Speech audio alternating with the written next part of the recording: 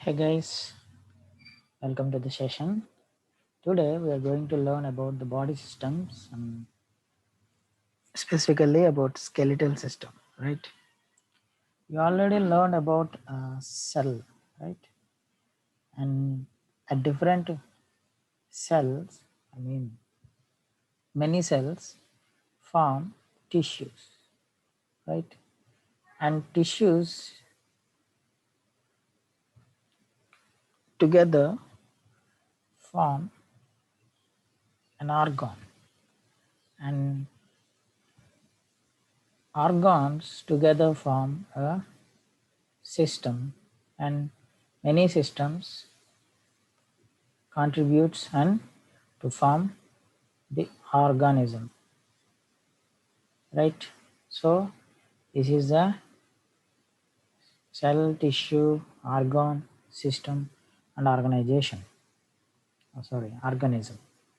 So this is the organization of any organism, right? Especially the mammals. And today we are going to look at a system, a skeletal system. Skeletal system comprises of cartilage and bone. This is called skeletal system, and usually it's along with the muscular system. It is called as musculoskeletal system. Musculoskeletal system, right?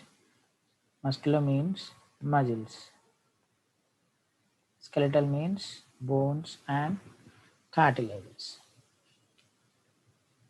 So coming to the cartilage, cartilage is the fetal precursor tissue in the development of many bones. In the adult skeleton, it persists at almost all joints between bones and in structure that must be deformable as well as strong. Example, in respiratory tract.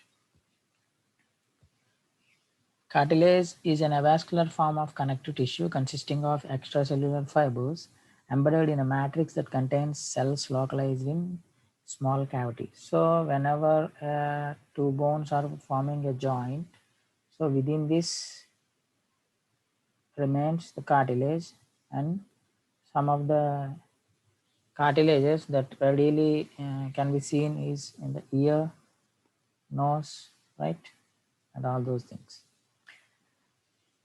The amount and kind of extracellular fibers in the matrix varies depending on the type of cartilage. In heavy weight bearing areas or areas prone to pulling forces, the amount of collagen is greatly increased and the cartilage is almost inextensible, right? So in the joints, especially in the knee, the cartilage will not be extendable. In contrast, in areas where weight bearing demands and stress are less, cartilage containing elastic fibers and fewer collagen fibers is common. Cartilage is nourished by diffusion and has no blood vessels, lymphatics, or nerves. So we have already said that it is avascular, right? So coming to the types, there are three types of cartilages, right? First is hyaline cartilage. This is the most common. Matrix contains a moderate amount of collagen fibers, right? So hyaline cartilage is mostly seen in articular surfaces of bones, okay? So this white material is cartilage, right? Articular cartilage, right?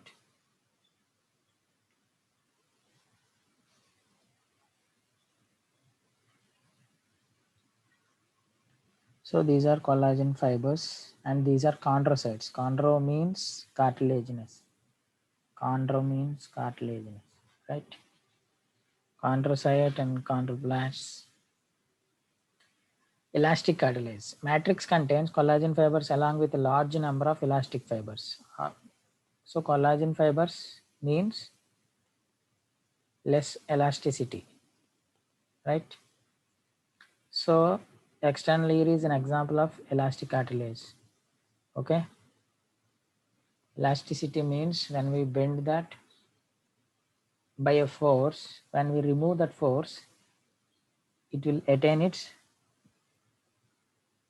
previous position, okay? That is called elasticity. So our ears Now nose, matrix fibrocartilage. Matrix contain limited number of cells and ground substance amidst a substantial amount of collagen fibers.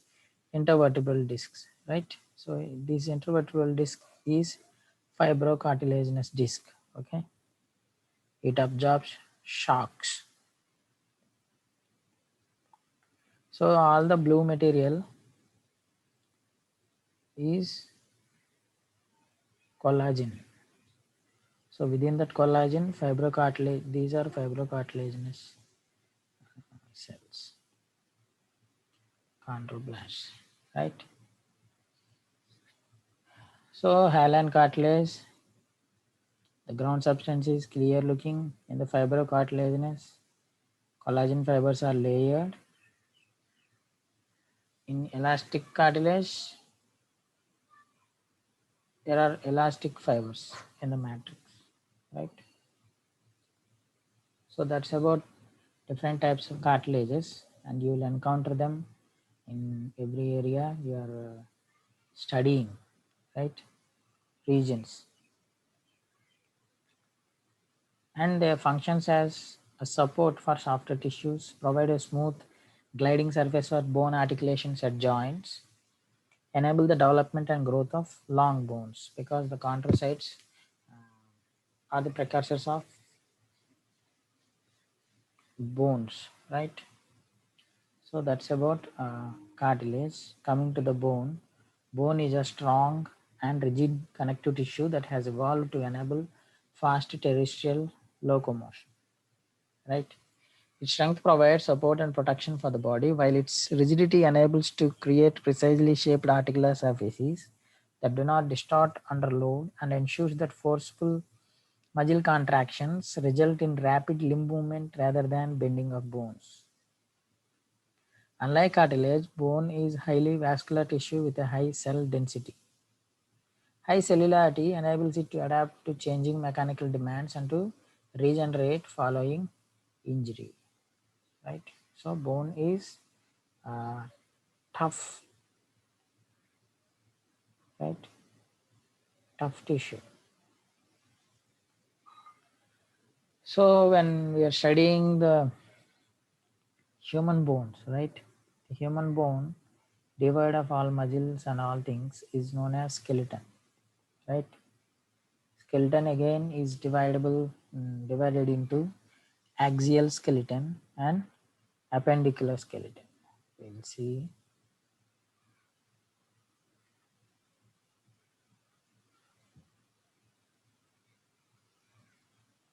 See, this is an example of elastic cartilage.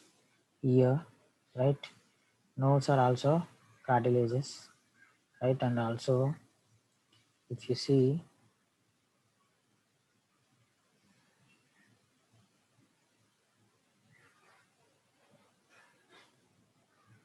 the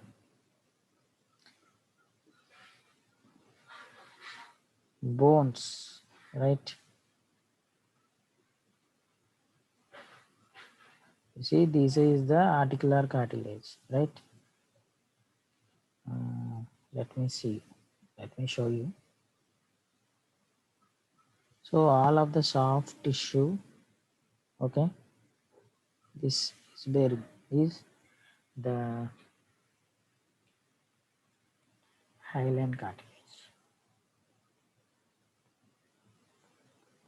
okay. So whenever we bend our knee or whenever we kick a football, okay, this is the part that smoothens the movement, right? So this is cartilage, right? And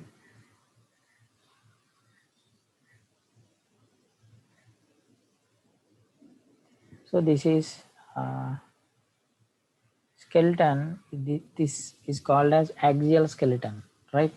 So in the axial skeleton we have skull, okay, and vertebra and ribs and sternum, okay. So axial skeleton is made up of bones of the head and trunk and vertebral column, right? Head, trunk and vertebral column. So overall there are 80 bones.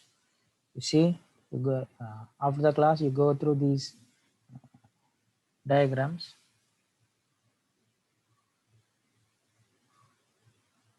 Okay, out of the 206, this is 80, and appendicular skeleton is 126 bones. Cranium has 8 bones, base has 14 bones, 6 hyoid bone 1, sternum 1, ribs 24, vertebrae 24, sacrum 1, coccyx 1. Right? And the same way appendicular skeleton has, appendicular skeleton means this is appendage. That means this is an accessory to the main one. Okay, axial skeleton. It has 126 bones. Right? You see two clavicles, right and left, two scapulae, right and left, two humerus, right and left, radius 2, ulna 2, like that. Okay, total 126 bones. And depending on the shape of the bone, bones are classified into many things, right? For example, uh, they're called as long bones, which are tubular, right? This is a long bone. Okay, see, so if we see this, but there are many bones, right? You see, these are very short bones. Okay, this is a very long bone, right? So this bone is called as long bone, this bone is called as long bone, and this bone is called as long bone, this bone is called as long bone, right? Short bones, they are cuboidal, for example at the wrist and ankle. Okay, tarsals and carpal bones. Flat bones, two compact bone plates separated by a spongy bone, example skull. Okay, these are all flat bones. Skull bone. And irregular bones, facial bones are irregular bones because they don't have any shape. For example, you can see, you see, this is maxilla, right? This is mandible, and this is zygomatic bone. So they don't have any shape, right? This is zygomatic bone. Oh, sorry, maxilla. You don't have any shape, right? It's not regular. So it is irregular. And sesamoid bone are round or oval bones that develop in tendons. Okay, or patella and many. See, you can see that.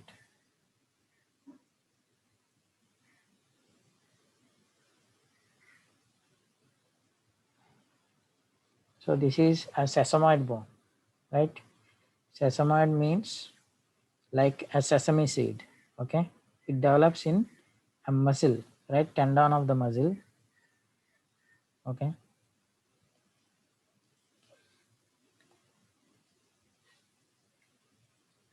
okay, that is about bones. Very short introduction about bones. Okay, based on the shape, they are long, short, flat, irregular, sesamoid, right? So bones, when two bones come together to form a particular uh, thing, it is called as joint, right? The site where two skeletal elements come together are termed as joints. Whenever there are two skeletal items, it is termed as joint. Two general categories of joints are those in which skeletal elements are separated by a cavity, that is synovial joints. Okay, so the two skeletal elements are separated by a cavity, right? So this is called as synovial joint. When there is no cavity and the components are held together by connective tissue, it is called as solid joints. So joints are basically two types, synovial and solid. There are many classifications because based on the movement, they are classified as synarthrosis, like that. But this is a different classification, but it covers all the joints, right? Synovial joints are connections between skeletal components where the element involved are separated by a narrow articular cavity. So the characteristic of synovial joints are So this is one bone and this is one bone, right? It is separated by a cavity. This is the cavity. This is the cavity, right? So this is called as capsule, joint capsule. So there is synovial membrane, and again it is covered by fibrous membrane. Okay, there is a cavity called synovial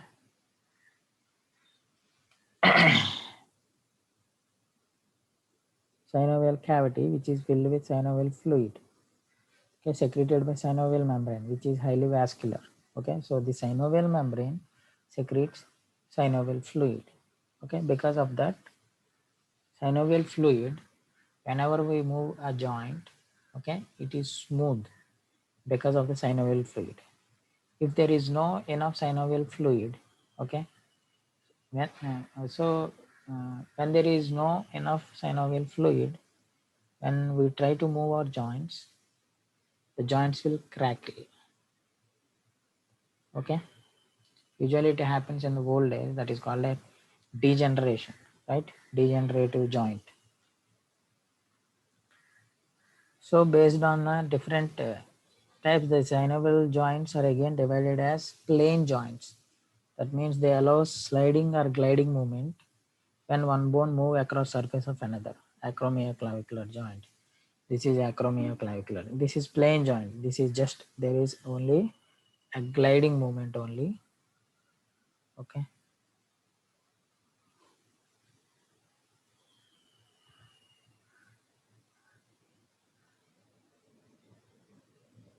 So this is acromion. This is clavicle. Okay. So this is acromioclavicular joint. Right. So there is no movement here. Okay. Just a gliding movement.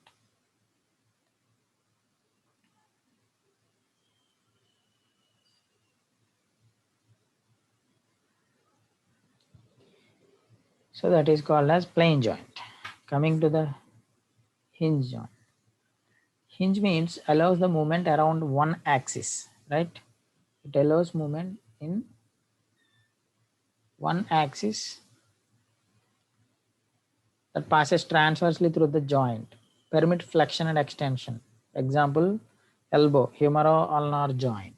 Okay, so when you, I will show you. See, this is flexion of elbow, right?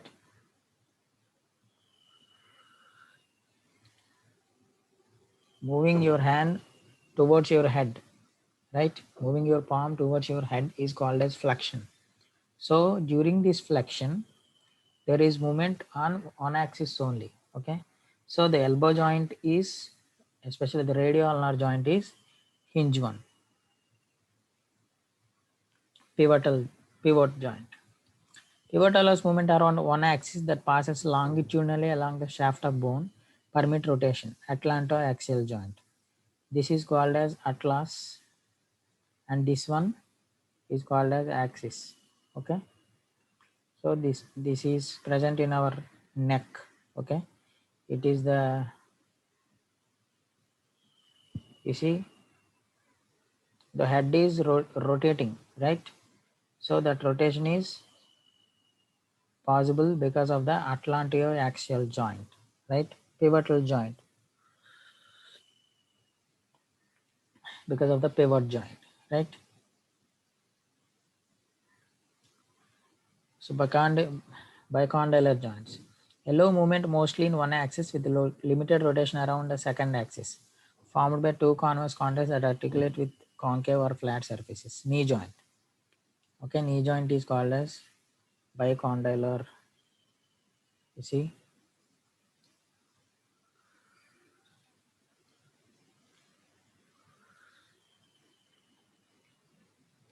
Okay, knee joint, knee not only moves in that direction, but we can rotate the knee, right, to some extent. So it is called as bicondylar joint. Condylar or ellipsoid joint. Allow movement around two axes that are at right angles to each other. Permit flexion, extension, abduction, adduction, and circumduction. Wrist joint. Wrist joint is called as condylar joint, right?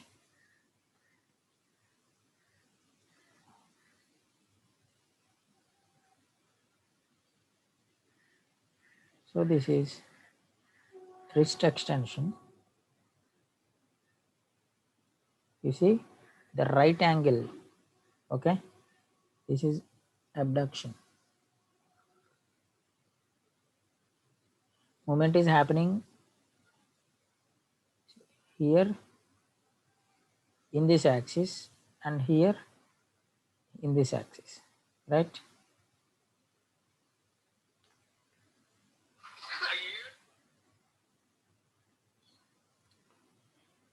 Saddle joint.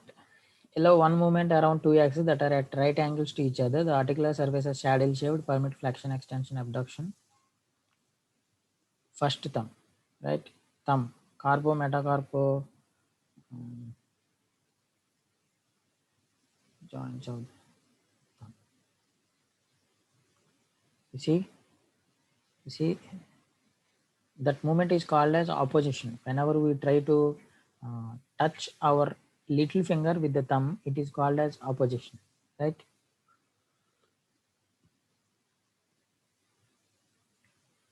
So that is because of the saddle joint. Coming to the ball and socket joint, allow movement around multiple axes. Permit flexion, extension, abduction, adduction, circumduction, and rotation. For example, hip joint. So this is hip joint. Hip joint can be moved in very different directions, right?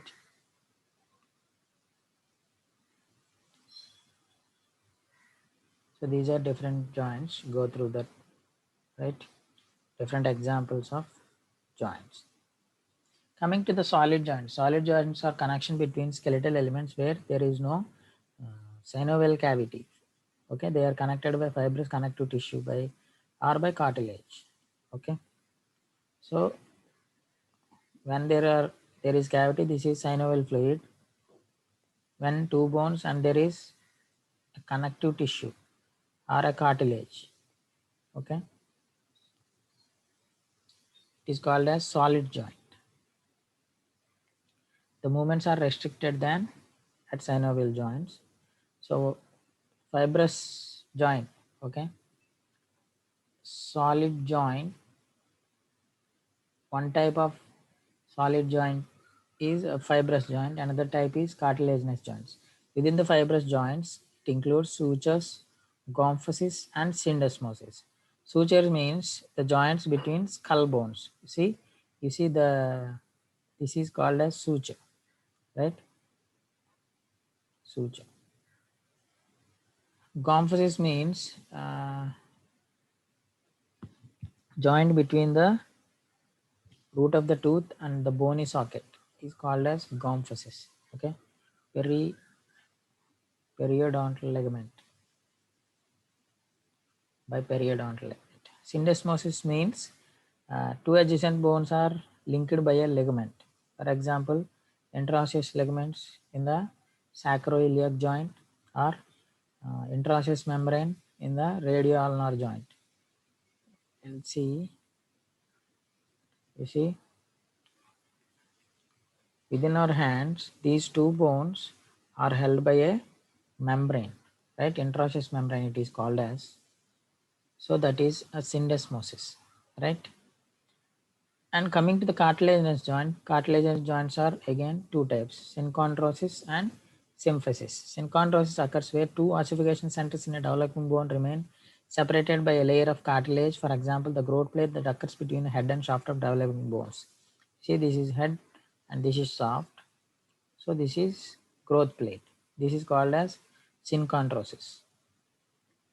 Whereas symphysis occurs where two separate bones are interconnected by a cartilage. For example, there is pubic symphysis between two hip bones. Okay, pubic bones are held by this one, right? That is called as pubic symphysis. Okay, go through this fibrous and cartilaginous. So coming to the movements at the joint, uh, so you have to learn the movements, the names of the movements. The one is flexion. Flexion means bending the joint decreases the angle between the bones. Okay, right? This is for example. So if we move one towards the two, it is flexion, right?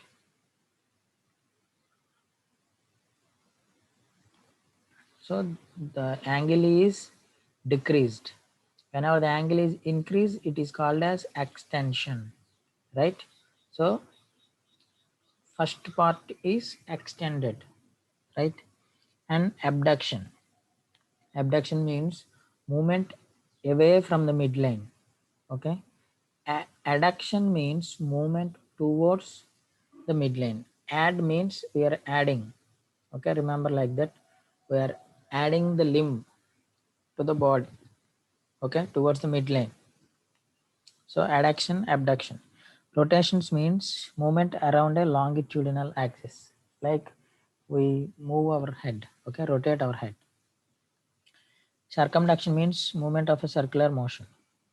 Okay, if we want to draw a circle on a blackboard, okay, using your right hand, okay, the movement is called as circumduction. Pronation and supination. Pronation means turning the palm of the hand downwards, right?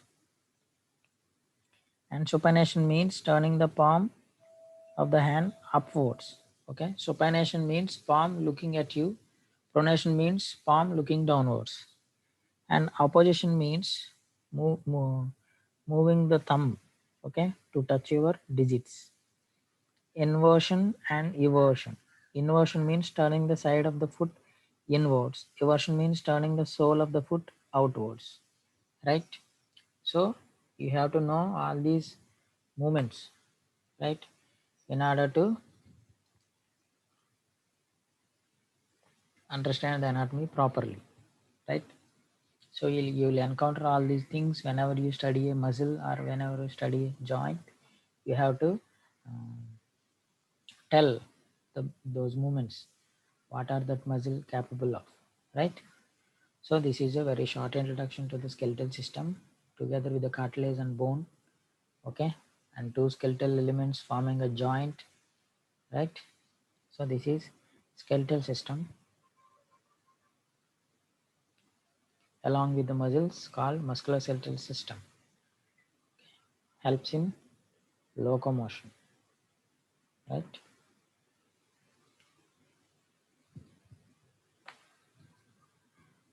Let me know if you have any doubts.